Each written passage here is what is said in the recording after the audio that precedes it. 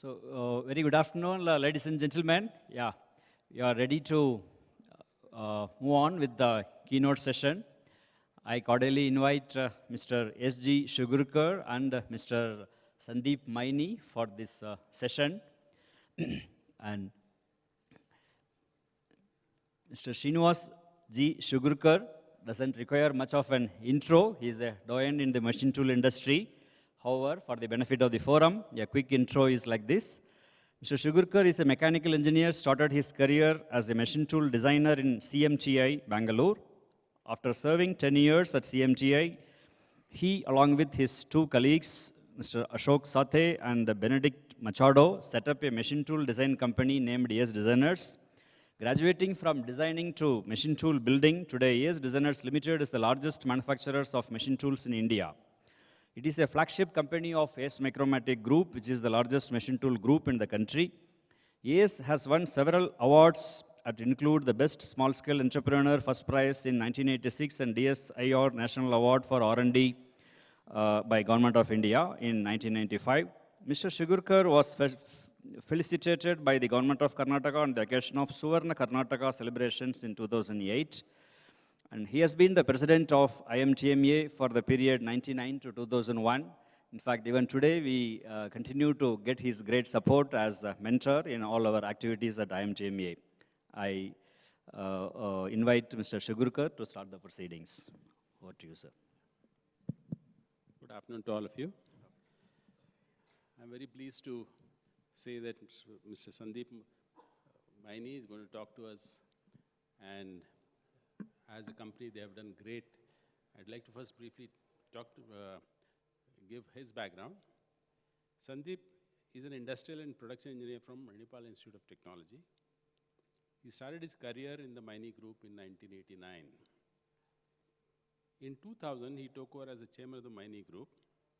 Since then, he has been involved in consolidation of the group companies and diversification to new businesses, including plastics, aerospace, electric mobility.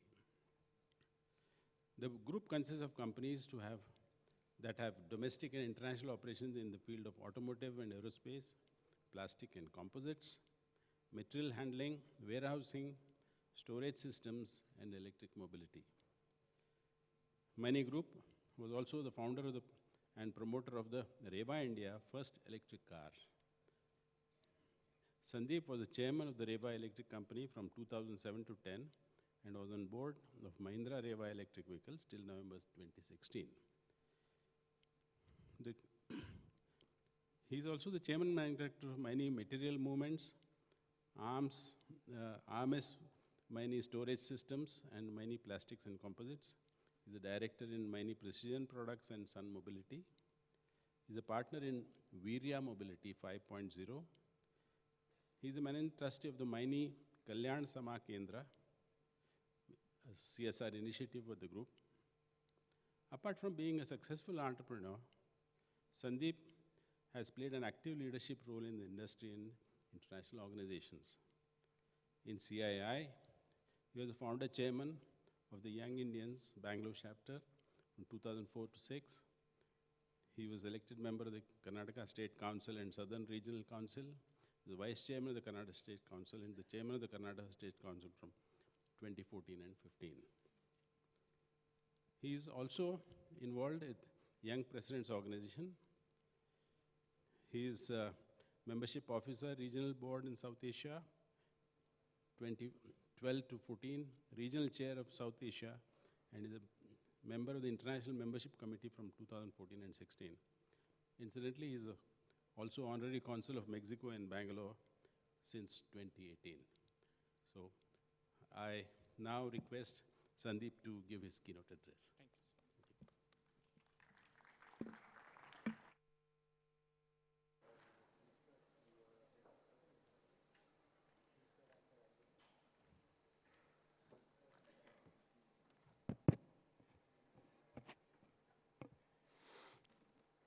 Thank you. Thank you very much.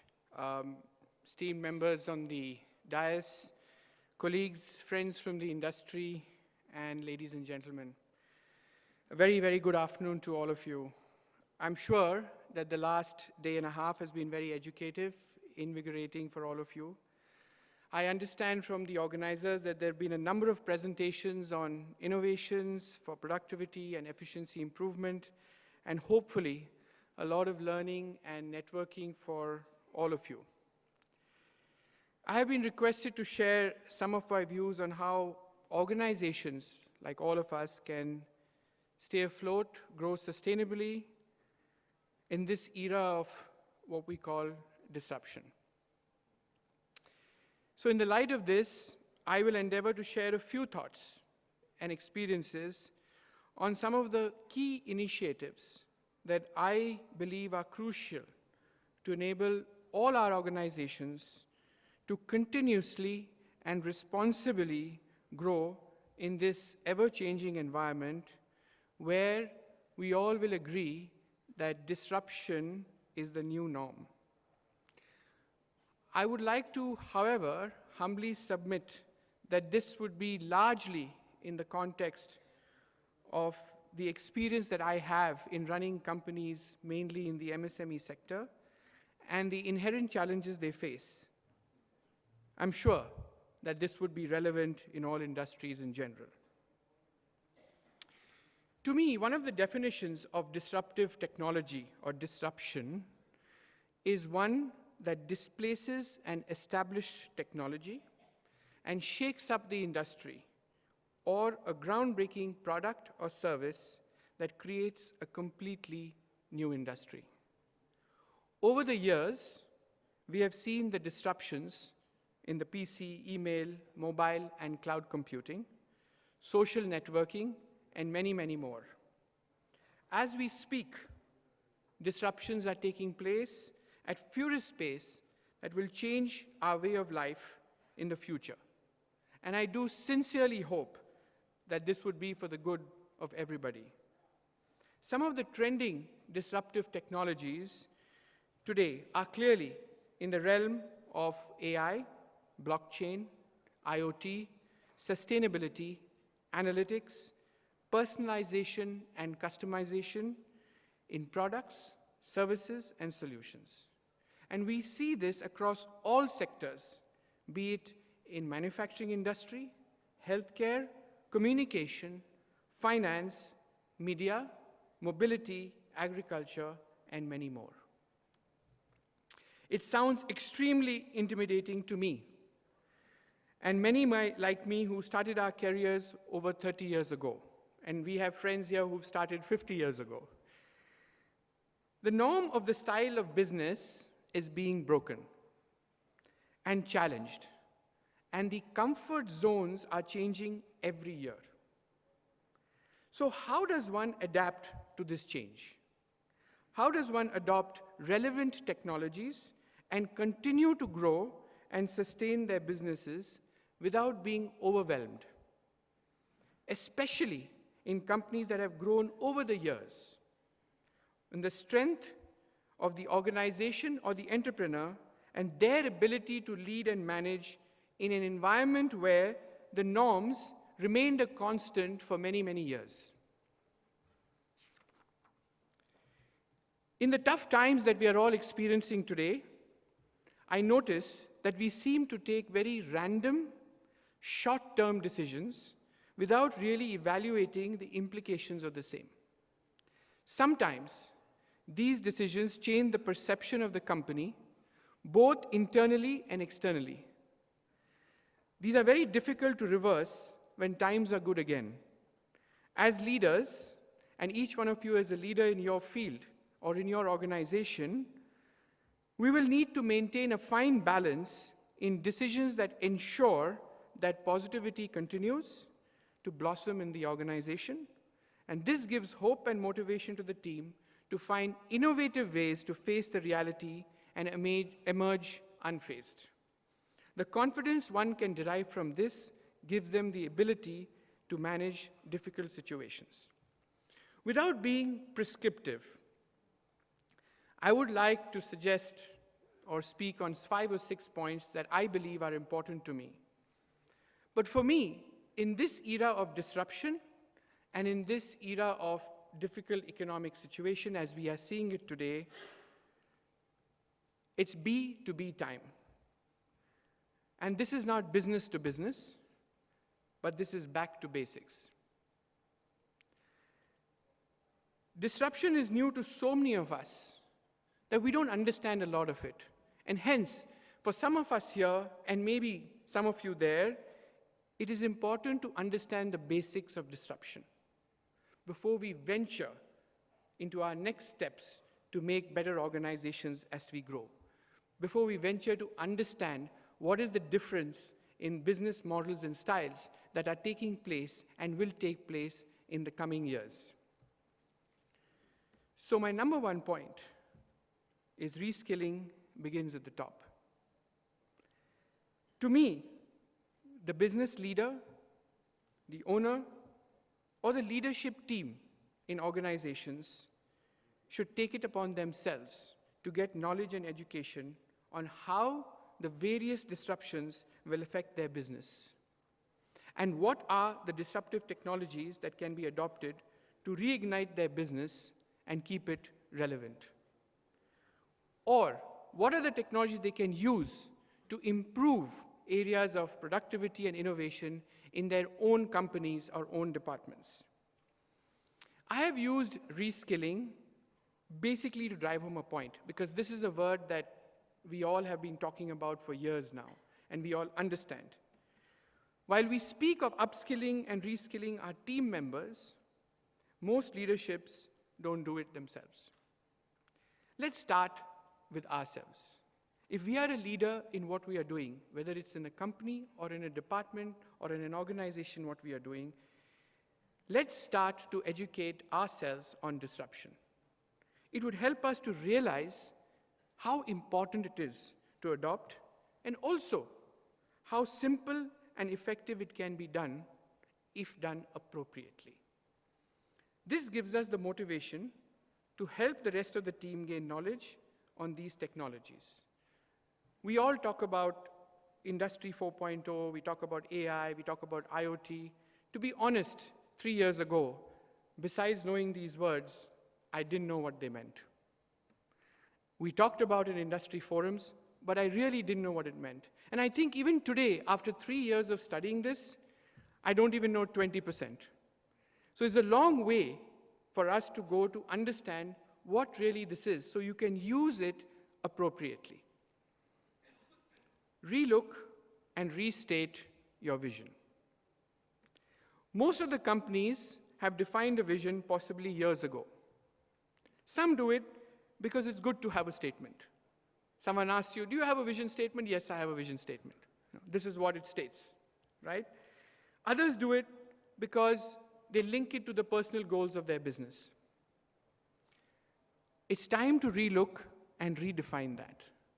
In this ever-changing environment, we need to look at not only company goals, but create visions for each department and each area in a company, which is aligned to this main goal, with one difference.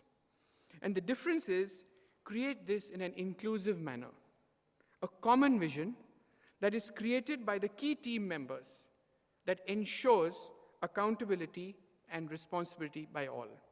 I come from a generation which is 30 years ago. The generation today and what was 10 years ago are completely different, right? They may or may not believe in our vision. And I realize this, and this is from personal experience. I must tell you, my friends, 2 years ago, I went about wanting to restate the vision. And the vision was done by my father in 1973. We followed it, right? 2 years ago, we looked at restating it, and we did a survey amongst the top 100 people in our group. You will be astonished to see that only 3 people in the top 100 related to that vision. We're a successful company. We're doing well. We did new things. We did REVA, we did everything. But still, 3 people related to our vision. Right? And they were honest enough to say this to us. So we went about an exercise to restate it. We had every department in the company create a vision to the main vision, which they can adopt, keeping in mind the future, keeping in mind the disruptions that are taking place. Third, prioritize the initiatives. The restated vision will help the team members to prioritize what the company or division needs to do to achieve it. Most importantly, it helps to define what should not be done. Today, when we are looking at, and I'm going to go back to the example of Industry 4.0 or everything else, these are large words. But when you understand this correctly, right, you will be able to understand what you want to pick from this that is useful for you and what you shouldn't do, which will prevent you from getting into a muddle. Most businesses in these times are opportunistic, and hence during tough times, anything is good to have. We rarely evaluate what's a good order, does it meet our margins, is it what we want in the future? Hence, to be clear and steadfast in making a list of what the business will do and not do will sharpen the focus and help in building sustainability. Organizational strength. We were discussing amongst our colleagues just over lunch, and we find there is such a big difference in the strengths and capabilities of those who have worked in different generations, and the style of managing all of them if they are in one company. So it's a good idea to review organizational strength in terms of people and processes. Identify the gaps and find relevant solutions to the same. We have a tendency in some of our organizations to believe that any gap can be filled with senior team members in the organization who have a lot of experience in the business and hence load additional responsibilities to them. You know, we all did that. We have a problem, we have a gap. He's worked with me for 15 years. Can you help me? Can you help me here? Can you help me here? More often than not, this can have adverse results. People are the key assets in any organization, forming a solid, cohesive team who are entrepreneurial in nature. Today, in the era of disruptions, we need an entrepreneur as part of every team, nurturing in their style of leadership. Most of you will agree with me that the younger generation does not accept nonsense. We have to nurture them, so that we can build a sustainable organization in the future. And identifying the skills necessary for that business and having a clear plan on training. Commitment to innovation. Innovation is a new buzzword for a long time now. And every company, every organization, every seminar talks about innovation in their innovation and inculcating this in their organization. Unfortunately, in most, this is not given the importance it should. Tell me, all of you, how many board meetings today start with a presentation on innovations or innovative ideas in the last quarter? Similarly, how many strategic or operational meetings that you would be present in your organizations focus on presenting innovations as the first item in the agenda? Very, very few. In fact, negligible. I believe every company should have an innovation cell that is formally designated. It can be formed with as little as 2 members to begin with, whose role is only to inculcate the culture of innovation. They do not have a responsibility of showing productivity. They don't have a responsibility of showing figures. They have a responsibility of inculcating innovation.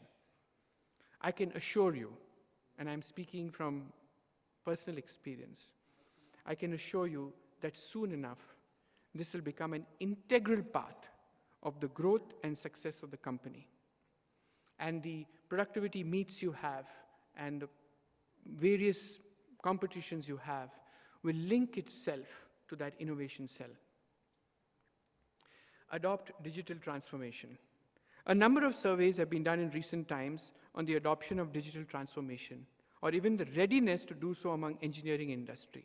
You'll be shocked and extremely disappointed that while we talk so much about this, less than 10% of the companies today are looking at seriously adopting digital transformation, which is the biggest disruption that is going to take place. And less than 15% even are showing readiness to do that. This brings to my first point of change at the top. I believe that there's an appropriate solution for every size of company. Even if in a small way, one must work diligently towards taking a step in this journey. And I strongly feel that the key management leaders of management teams in companies must lead this transformation in every company if a change in culture and mindset needs to be brought in. This is something that is going to drastically change the fortunes of every company going forward. And I'm sure that those who have started in a small way can already see the differences that are taking place on this. I'll give you a small example. We have 250 electric buggies running in airports and railway stations all over the country. Every evening, every person in charge of one unit had to send in a report to our main factory as to what was the collection, what was the footfalls, everything of that. And for this, we had systems, we had 10 people doing this and checking up that. We had a 26-year-old engineer who joined us 1 year ago. And he was put in charge of checking this. He came to me and he said, "Sir, you're way behind. On one hand, you say that you've developed Reva 20 years ago. On the other hand, you're using this technology." I said, "What can we do?" He says, "I'll do it for you." In 45 days, he put in a system that remotely monitors all this. Today, you'll be amazed that if a person sits on our buggy, you will know a person has sat because there's a sensor there. And you can relate it to the ticketing. So if 6 people have sat and 5 tickets have been cut, you know that there's some problem on that one ticket. And every evening, it is online. Nobody sends information, nobody does anything. I have reduced 5 people who can do better jobs, and we get the information on our fingertip real time. Nobody has to send it. 6 months ago, it was a different story, right? This is just one example, but there are hundreds and hundreds of examples that can be done. And I didn't even know about this, to be honest, so I'm ignorant in that phase. So what will happen is that if we start looking at these little things, it can make a huge change for us. And we have more time to think of more productive things. 6th, risk management exercise. In the ever-changing and fast business environment that's happening today, some companies believe in only 2-year business plans and revisit them regularly. There's no longer 5-year vision, 10-year vision. Businesses change. Such is the dynamism that needs to be built today to remain ahead in the environment. Creation of a risk management template can be very, very helpful for organizations. It helps to focus on specific risk to your business and the extent of risk across parameters that are critical to your business. And a comprehensive and proactive mitigation process can be put in place which triggers actions based on the occurrence of certain indicators much before the event takes place. And this is where your analytics, your AI, your IoT comes into place. This builds an environment of certainty to some extent, reduces the incidence of firefighting, and prepares one with alternate plans or strategies well ahead of time. This would also help us to deliberate on the nature of our business in the time to come and what changes we need to effect to be relevant in the future. Do we need to look at new business lines? Do we need to look at new ways of products or services? Or is it the right time to exit a business? These are few thoughts I've shared from a strategic aspect. Each company may have its own method of operationalizing this depending on their business environment. Having said what I have done, we have all agreed that the focal point of every business is the customer. Customers today, be it a person or an organization, have undergone a radical change over the years. The customer today is more aware of what can be delivered to them and what we are aware of. They are more knowledgeable on how this product or service should be than what we are. And the customer has a buffet of options to choose from and hence spoiled for choice. More importantly, today's customer is not as loyal as yesterday's customer.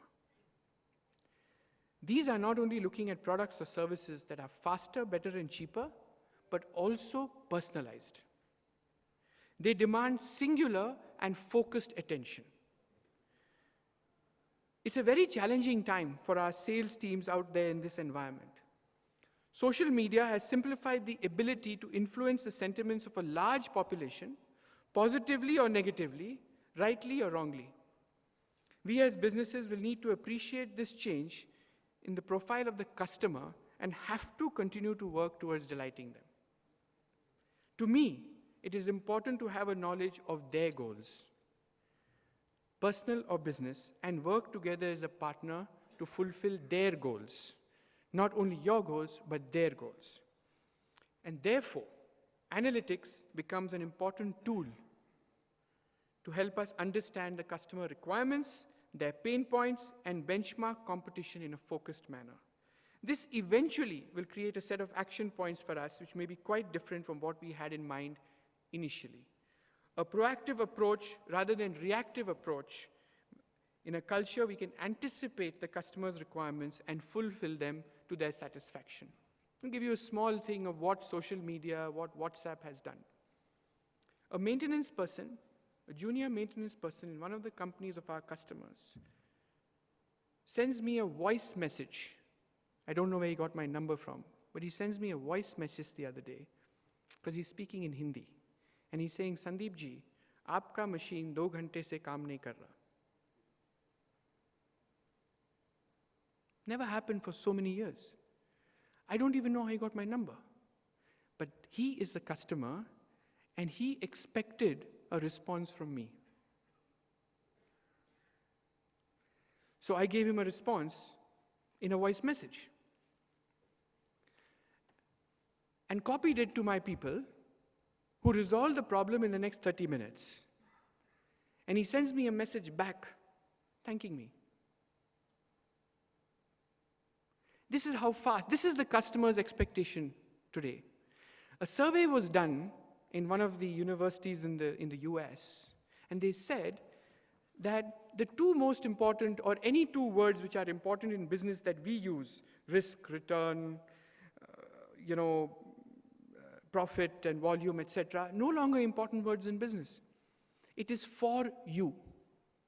So they did a survey and said, as far as the customer is concerned, the 2 most important words in business today are for you. And they did a trial in a restaurant.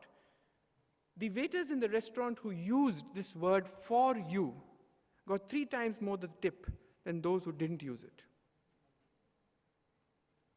That is what the customer is expecting today. Personalized attention, singular attention. It's not possible in the way we used to do it. We must use methods that are available today to be able to manage this.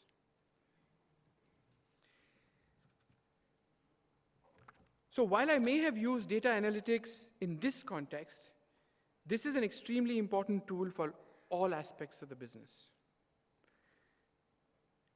15 years ago, if I did a survey in my company, I got a response 20%. Today, if you do a survey across anything, you will get a response more than 70%.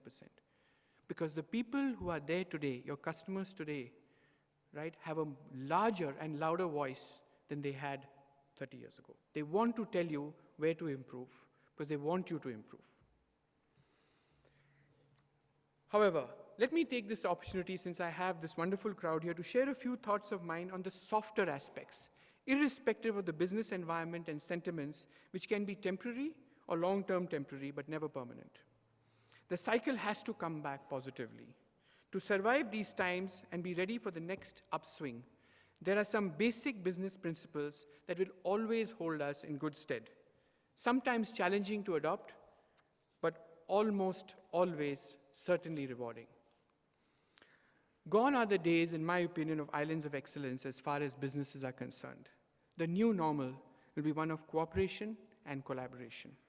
Individuals, companies, businesses, communities will need to come together to share knowledge and fulfill larger objectives than purely their personal or business objectives. Those who adopt this thought process, either individually or in their companies, early enough, will be the future. Sharing of technology platforms, complementing synergies, open source style of working will elevate our society and country and maximize use of resources and de-risk redundancy. What you have done over the last 2 days of sharing best practices, talking about productivity, these such opportunities have to increase. They have to increase amongst not only the level that we are talking, but right from the top. It has to increase. Appropriate attention to sustainability at all levels, be it waste management, water conservation, use of sustainable alternatives in the course of business, alternate energy resources, or any such initiatives. These are holistic initiatives that not only help us to do our bit for the society, but in the long run, make a positive impact on the bottom line. Finally, while all businesses must have a strong foundation of ethics and integrity, which are imperative, we should endeavor to create a culture of agility, transparency, trust, humility, and togetherness, health and happiness. A business has the potential to grow in spite of all disruptions in a sustainable manner if the business is built on a strong foundation of both EQ and IQ. I would like to end by saying one of my favorite lines, which I read somewhere. Don't make permanent decisions on temporary feelings. It's been a pleasure and a privilege for me to have this opportunity to share a few thoughts with you.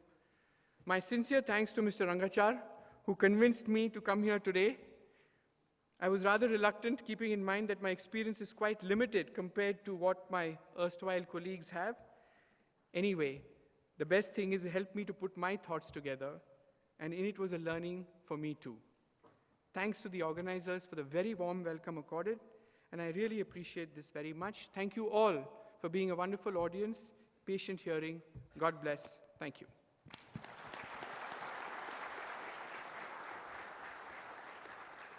Thank you, Sandeep, for such a powerful speech, which all happened with your own personal experience. Please. Now, questions, please.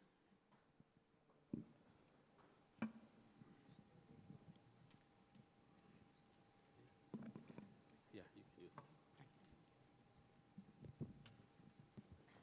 Maybe I'll, before somebody else asks,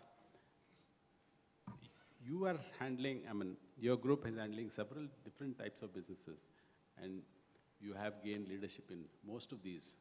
Now, what's the formula? Because in one business itself, to manage over decades is difficult. How are you guys managing, man? Well, one is that we are fortunate that we are three brothers, and we complement each other on our strengths. And most importantly, we are together. I think that's our biggest strength of being able to manage this. The second is that when I took over from my father as the chairman, we decided that every 2 years, we need to have a brainstorming on how our businesses need to be relevant. Are the businesses those for the next decade? So in the last 10 years, we have closed down, exited, sold businesses, started new ones, in order to ensure that we are relevant with the times. And I think that that has helped us to not only learn more, but to be able to do some new and exciting things. That's great. Yeah.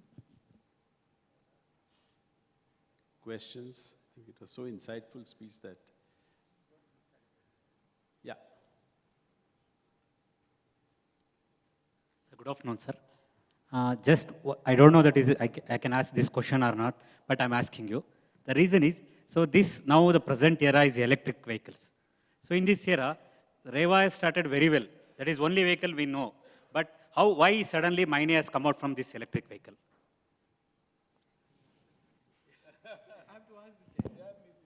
Well, you know, we have not come out of electric vehicles. We sold Reva to Mahindra in 2016, but we started, like I told you, to be relevant, 2 new companies 2 years ago. And these companies are in the business of infrastructure for electric mobility, to advance electric mobility, and also on the business of creating optimized drivetrains for various OEMs. So we are very much in that business.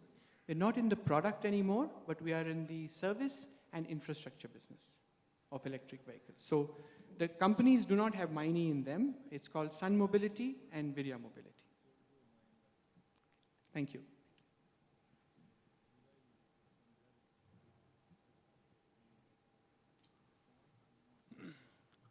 Sir, I want to ask, and I want to know that, what is the reason, how to achieve that your response time increase 20 to 70%? What are you strategizing using now? Sorry, could you repeat it, please? Sir, I want to know that, how to increase you are using a word that your response time increase 20 to 70%, if I'm getting right. No, I mentioned that today, when you take a survey to get feedback from various people across sectors, the feedback percentage has increased tremendously to 70% than it used to be 20% many years ago. Because today customers and people or even employees have become more vocal. They want to share their thoughts more and tell you how to improve so that it makes an improvement for them. Okay, okay. So I think it's the mindset of all the young people like you that is helping us to do a better job. Okay, thank you, sir.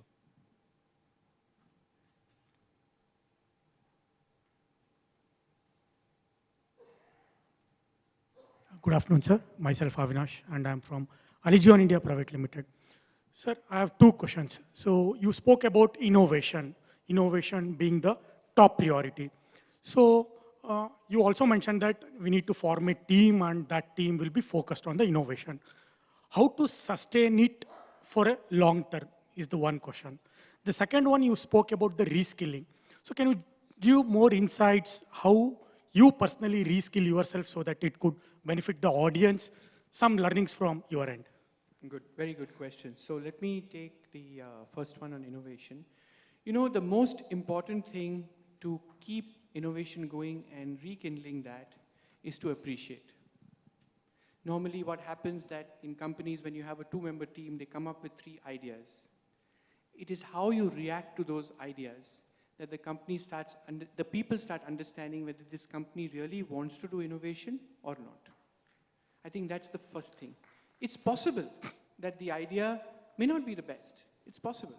But when you want to start something, you have to encourage it, right? And then the feeling goes across that it's being acknowledged, number 1. Number 2 is that anything we do need not be open-spaced when you start with. You could create some guidelines. You know, for example, like my latest topic to my company, my spare parts division is that I would like all packaging to be removed from plastics when you send spare parts. I don't want any spare parts to be sent in plastics anymore, right? Now, it's a theme you're giving them, right? Now they have to start working on it. They have to see how it does. So sometimes it may be good to list a few priorities and say we would like to start innovation in these areas. Why? Because they're related to your company. They're related to sensibilities that you have. And then move upwards to move into a completely open space of innovation, which may not sometimes be related to your business. The second thing on reskilling, it's very interesting. I was called to speak some time back in my alma mater, Manipal, on Industry 4.0. And I was embarrassed because I didn't know anything about Industry 4.0, right? They assumed that because we had so many years of experience, we understood. And I had to go and speak to students. If I spoke to them anything which was not okay, I would get shot at, right? So that drove into me that, listen, I am talking to my people of adopting automation, but I don't know what it is. So contacted my friends who run these companies, went and spent time with them to understand the basics. I think I spent about 5 months at different eras of time with different people, visited some companies to understand what it is, to get an idea. Today, I have a fairly good idea of how it can be used, and therefore can move ahead. So it took me some time, in spite of all the work that I have, of how to be able to do it. And fortunately for us, in one of our new companies, which is Sun Mobility, we've got a lot of engineers, new people who understand this wholly. So I spend a lot of time with them to understand what they're doing. But I think I'm a long way from really still getting my knowledge up to date. Thank you, sir. Good afternoon. This is Shivo from Taurus Private Limited. First of all, thank you very much for sharing your thoughts on the way of catalyzing innovation. What I wanted to ask you is this innovation which you're talking about today, and in a time of automotive downturn, how do you catalyze this capability to innovate? And if you could, into something which is real world, something which is practical and something which is tangible. And if you could share a small instance which you have been through in your organization. It's a good question and a very tough one, I have to say. So if we take the automotive particular thing, it's difficult. I've not really been in the mainstream automotive, although we supply to them. Basically, on a strategic basis, at some point of time, we knew this is happening, so we innovated 20 years ago to make the electric vehicle, right? But on a specific basis, let me give you, that is what has happened to us in the last 5 months or 6 months. In one of our companies, we found that the automotive downturn has affected us both domestically and internationally. And we suddenly had a lot of machines that were not working, and huge downtimes on the machines. So we gave a task to our team members that, listen, what can we do differently to make use of these machines? How do we get the productivity out of them? How do we get work for them? What is there that we can do? But there were no easy answers. So one team decided, so our biggest challenge today in our company is tool cost, right? And we never have time to sort out tool cost because our machines are running 100% of the time, and we don't spend time on tool cost, right? Can we take groups of people on 5 machines, speak to the people who supply us tools, work with them, and the next 1 month, right, put a concentrated team on ensuring that we can reduce our tool costs, right? Because there's nothing else for us to do at this point of time. This team has been working for 2 months with different companies, sparing all their time because they have time, etc. And you'll be amazed to know that what we should have done 10 years ago, we just found out that we've reduced our tool costs by 36%. Now, if you had an innovation cell 10 years ago who did not concentrate, who did not have to worry about running the machine or any daily activities, they would have highlighted this and taken it up separately. We may have had the benefit for 10 years. So this is a realization for us to see what is strategy and what is operations. I hope I have answered your question because it was just something that was recent. Thank you. Thank you for the insight, sir. Thank you.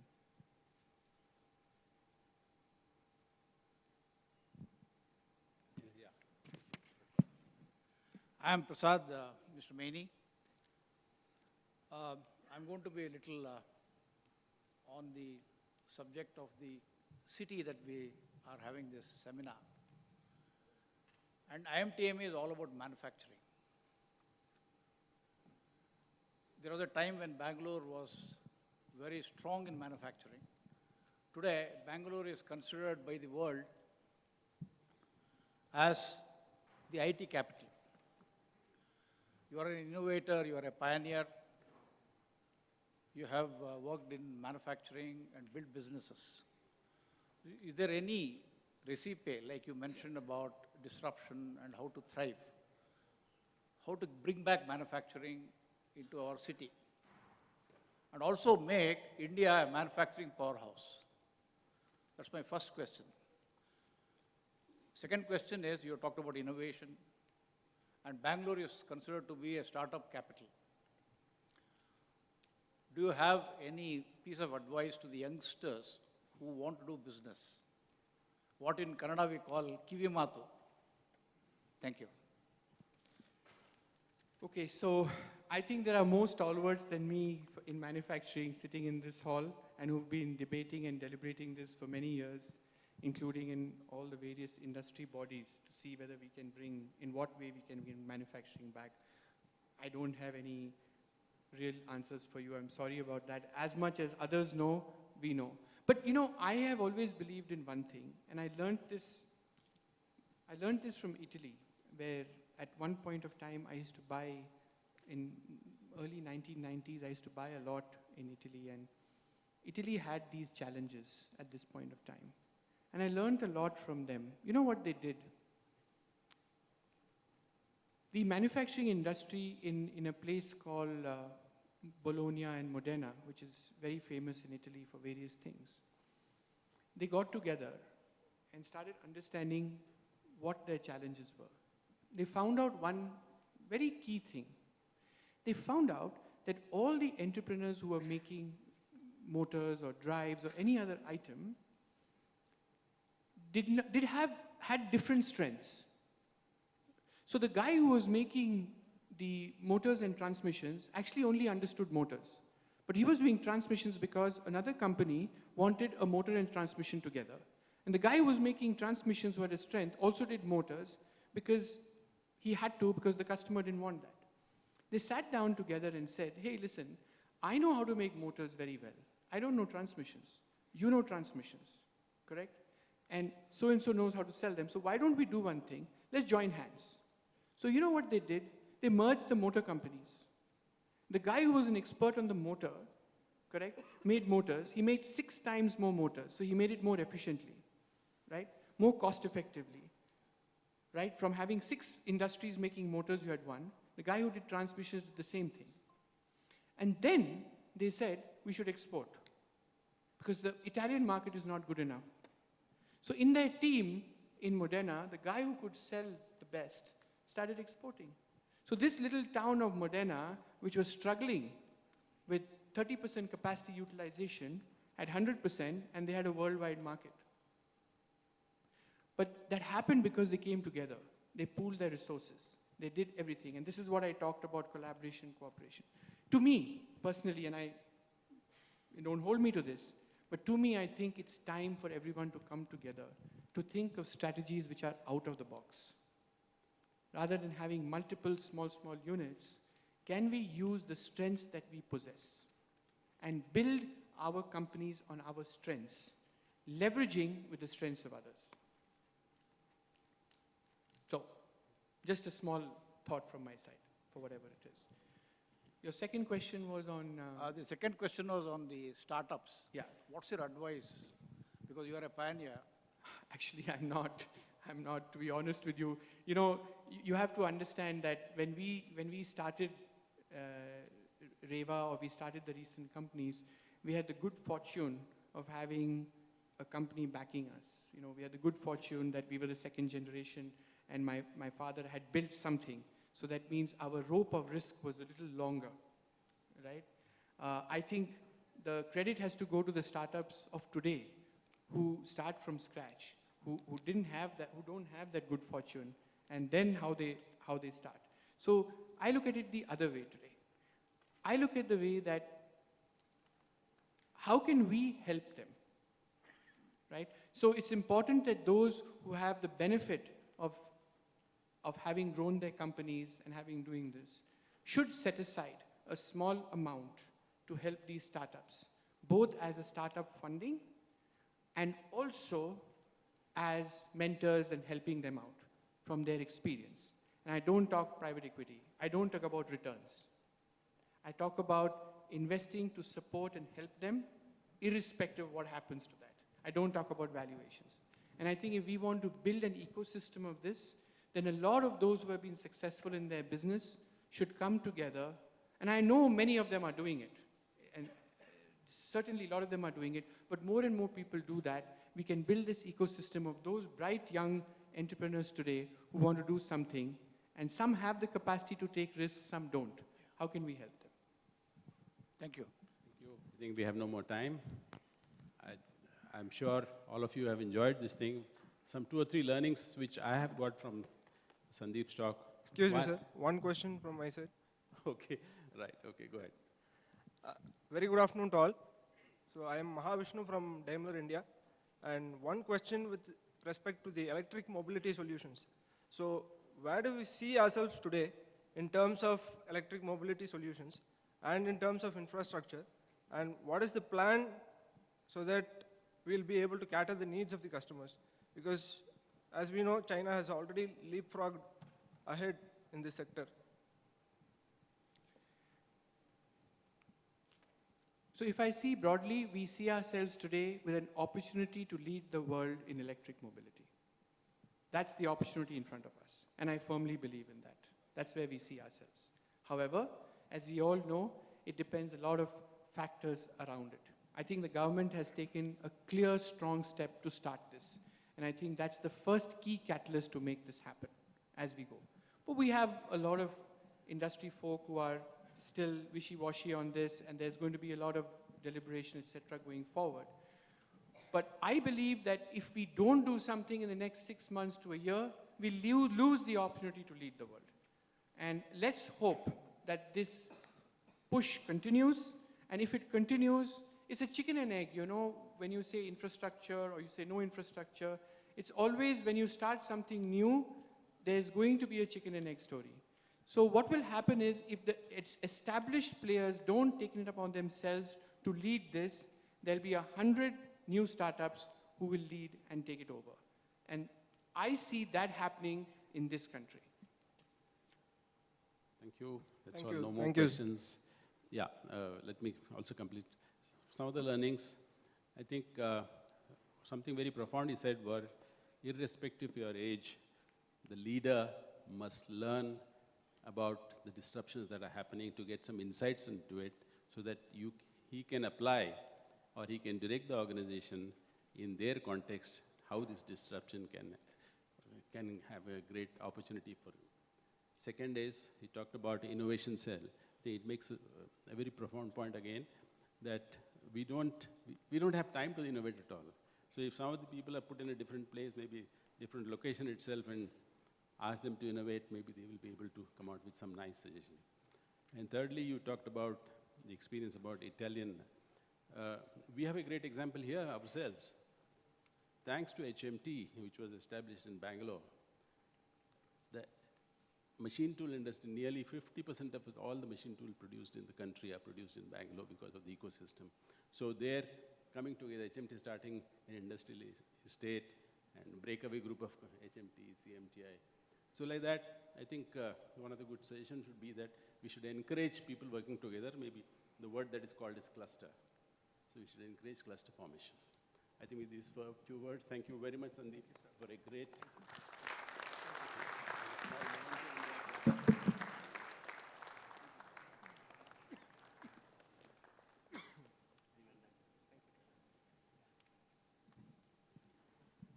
So, thank you, Mr. Shugurkar. On behalf of IMTMA, our sincere thanks and a memento to you, please.